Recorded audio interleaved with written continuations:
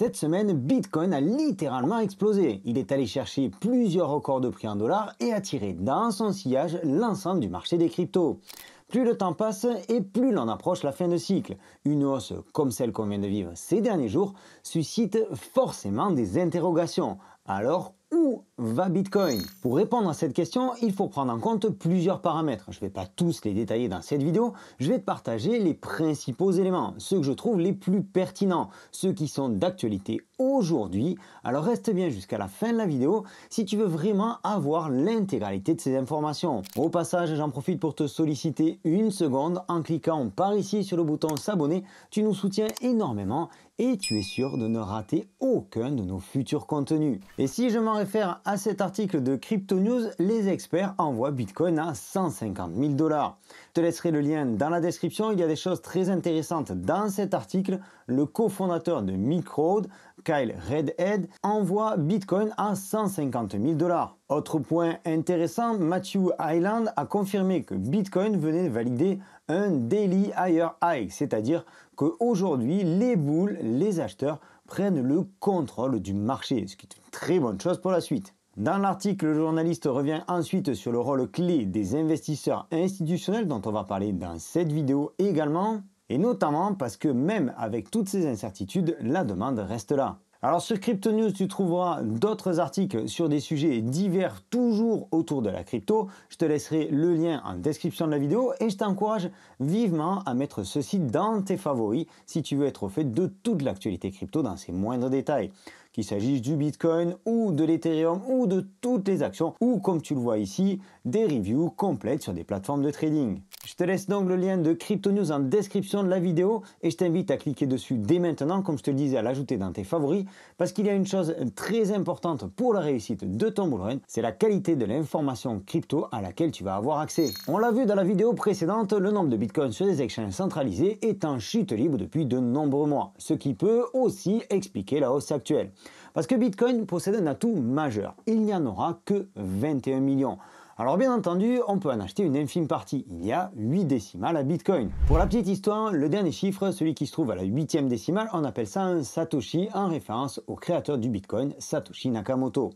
Bref, peut-être que tu connais déjà tout ça, mais c'est important, très important de le préciser, parce que ce qui fait la valeur de Bitcoin aujourd'hui, au-delà des considérations de décentralisation et de liberté, c'est uniquement l'offre et la demande. Donc Bitcoin a une offre limitée à 21 millions, et aujourd'hui, il y a environ 95% des Bitcoins qui sont déjà en circulation.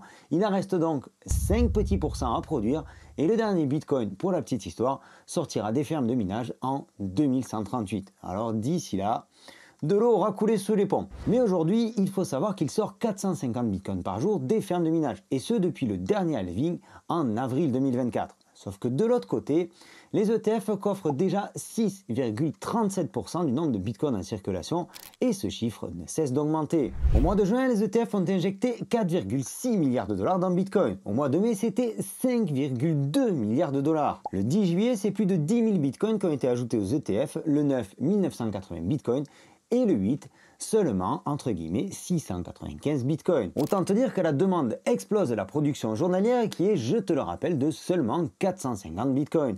Ça promet de beaux bénéfices pour les mois et les années à venir, mais ce n'est pas tout. Tu sais certainement qu'il y a quantité d'entreprises qui ajoutent aujourd'hui du bitcoin à leur trésorerie. Rien que MicroStrategy en possède déjà 597 325 au moment où j'enregistre cette vidéo. Depuis le début de l'année 2025, Strategy a acheté plus de 128 000 bitcoins, soit une moyenne de plus de 700 bitcoins par jour. Michael Saylor, le patron de Strategy, vient donc à lui seul d'exploser la production de bitcoin. Il en achète 700, tandis que l'ensemble des mineurs de la planète en produit seulement 450. Tu comprends donc qu'avec une telle pression acheteuse, Bitcoin est parti pour tutoyer les sommets. Michael Saylor prédit d'ailleurs que le Bitcoin sera à 21 millions de dollars en 2046, qu'il sera 13 millions en 2045 et qu'il touchera le symbolique million d'ici 10 ans, c'est-à-dire d'ici 2035. De son côté, Cathie Wood, la patronne d'un grand groupe financier fournisseur ici aussi d'ETF, envoie le Bitcoin à 2,4 millions de dollars en 2030. Elle n'exclut pas la possibilité qu'on dépasse le million sur ce bull run, c'est-à-dire d'ici la fin de l'année 2025. Et Robert Kiyosaki, le célèbre auteur de Père riche, Père pauvre, annonce un Bitcoin entre 180 000 et 200 000 dollars pour cette fin d'année 2025. Ce qui me paraît un objectif quelque peu plus réaliste. Bon, tu l'auras compris, quand on parle d'objectif sur Bitcoin, comme sur tout investissement, il faut absolument se mettre une horizon de temps. Est-ce qu'on parle d'objectifs long terme, et dans ce cas 1 million, 2 millions, 10, 20, 30 millions, c'est largement faisable pour Bitcoin, ou est-ce qu'on parle sur du court terme, c'est-à-dire d'ici la fin de l'année 2025, voire le début 2026, tout dépendra à ce moment-là de quand est-ce que le bull run de ce cycle viendra se terminer. Si tant est qu'on ait encore des cycles, j'y reviendrai dans une prochaine vidéo. Parce que l'arrivée des institutionnels bouscule quand même beaucoup nos habitudes et la temporalité des cycles. Mais soit, restons pour le moment sur l'idée de ces fameux cycles et d'un top de marché pour, on va dire, fin d'année 2025, début 2026. Quel sera le prix du Bitcoin à ce moment-là? Eh bien, ça dépend. Je vais te partager les éléments et puis on essaiera de se donner une fourchette. Il faut d'abord se poser la question de qui va vendre ces bitcoins. Tu l'as compris, aujourd'hui les groupes financiers accumulent pour le long terme. Michael Saylor n'a pas l'intention de vendre ses bitcoins dans quelques mois. Donc, ces bitcoins-là, qui représentent une part de plus en plus importante des bitcoins en circulation, ne devraient pas se retrouver sur les carnets de vente, ce qui est une très bonne chose. Ensuite, il y aura les petits, ceux qui ne sont pas encore rentrés et qui vendront à la moindre baisse parce qu'ils n'ont pas l'éducation nécessaire. Aujourd'hui, je doute qu'ils pèsent vraiment dans la balance, sauf qu'ils seront alors accompagnés des clients de BlackRock et compagnie. Ceux qui ont souscrit via des ETF et qui sont eux plutôt habitués à faire des 3, 4, 5, 6 voire 10% par année sur leur investissement. Ceux-là devraient alors vendre petit à petit, prendre des bénéfices au fur et à mesure, le temps de changer leur habitude de la finance traditionnelle qui offre peu de rentabilité vers la crypto qui offre elle de son côté des leviers plutôt importants. Ce qui expliquerait pourquoi on pourrait avoir un bull run par palier et c'est d'ailleurs exactement ce qui se passe depuis la mise en place des ETF. Donc l'idée là maintenant c'est un bull run plus lent, plus long mais pas forcément moins important, moins lucratif. Quoi qu'il en soit, Bitcoin comme n'importe quel autre actif ne monte jamais en ligne droite et l'on aura des hausses, des consolidations, des prises de bénéfices et à nouveau des hausses et ainsi de suite. Pour déterminer au mieux l'arrivée du sommet de marché, il y a quantité d'indicateurs que je te détaillerai dans une prochaine vidéo. D'ailleurs, profites-en pour t'abonner et activer la petite cloche. C'est par ici pour ne pas la rater. Aujourd'hui, il est encore beaucoup trop tôt pour se pencher sur ces indicateurs-là de manière précise. Ce que je vais faire maintenant, c'est surveiller les flux. Tant que les ETF continueront de faire rentrer du cash, tant que la capitalisation totale du marché crypto continuera de grimper, alors il n'y a pas lieu de dire que l'on approche du sommet de marché.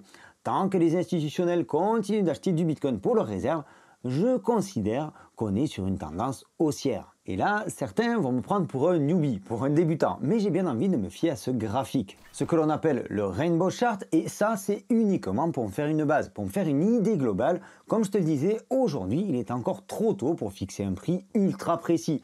Mais ça va nous donner une belle fourchette plutôt fiable. Donc ça, c'est la première version du Bitcoin Rainbow Price Chart. Tu vois ici qu'on est sur cette petite courbe noire. Ça, c'est les anciens bull run, donc le bull run de 2021-2022, ici le bull run de 2018 et ici le bull run de 2014.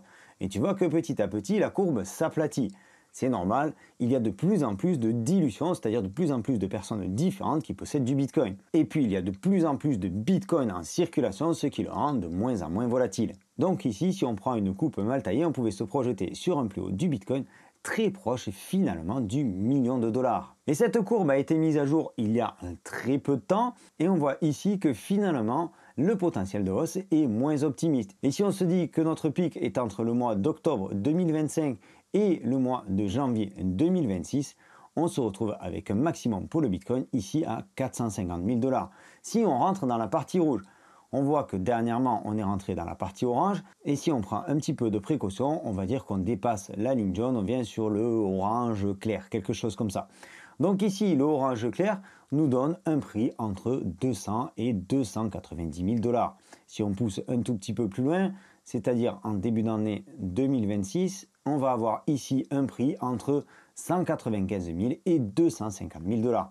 On retombe donc sur les valeurs de Robert Kiyosaki, ce qui nous fait tout de même un joli x2 par rapport à aujourd'hui. Tout ça, bien entendu, reste dans l'incertitude et ce n'est qu'une projection selon les datas que j'ai aujourd'hui. Tu retrouveras sur la chaîne des analyses de Guillaume qui nous permettent d'avoir des cibles de prix sur des unités de temps plus courtes, donc plus précises. Et c'est notamment sur ces graphiques-là que l'on s'appuie pour envoyer les trades sur la boussole crypto, notre groupe privé. Je te laisse là aussi tous les liens en description. Aujourd'hui, Bitcoin est dans une phase que l'on appelle Price Discovery, c'est-à-dire qu'il est sur ses prix pour la première fois de son existence. Et c'est aussi pour cette raison qu'il est donc extrêmement difficile d'avoir une projection vraiment précise pour les mois à venir.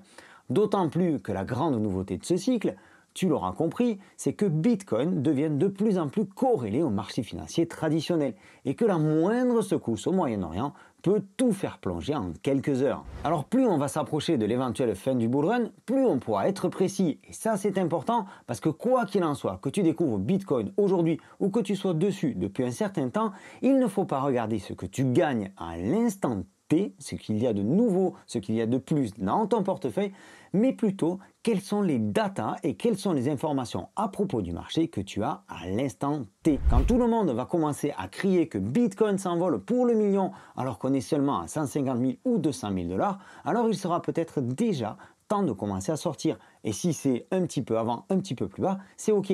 Et si c'est plus haut, qu'on est sur les 350 000, les 400 000 $, c'est ok aussi. Quel que soit le prix du Bitcoin en cette fin d'année 2025, il sera de toute façon plus haut dans 10 ans, encore davantage dans 20 ans et encore plus dans 30 ans. Tout dépend donc de ton horizon de temps et de ta conviction. On a bien vu bouger des Bitcoins cette semaine qui avaient été achetés pour moins de 1 $ il y a seulement 14 ans. Alors sois prudent dans les prochains jours, dans les prochaines semaines si tu viens utiliser des leviers pour faire du trading parce qu'il va y avoir beaucoup de volatilité. On pensait que l'on aurait un été plutôt calme. Ça semble pas vraiment parti pour. J'espère que cette vidéo t'aura apporté des éléments d'information. Je te laisse tous les liens en description de la vidéo. Le Rainbow Chart n'est pas un indicateur purement fiable à 10 000 %, mais j'estime qu'aujourd'hui, il donne une idée plutôt globale de la direction que prend le Bitcoin, on le sait à la hausse, et d'une éventuelle fourchette de prix qui nous permettrait de sortir au mieux de notre investissement. Je te souhaite une excellente continuation, je te donne rendez-vous dans une prochaine vidéo. D'ici là, prends soin de toi et de tes cryptos. Ciao!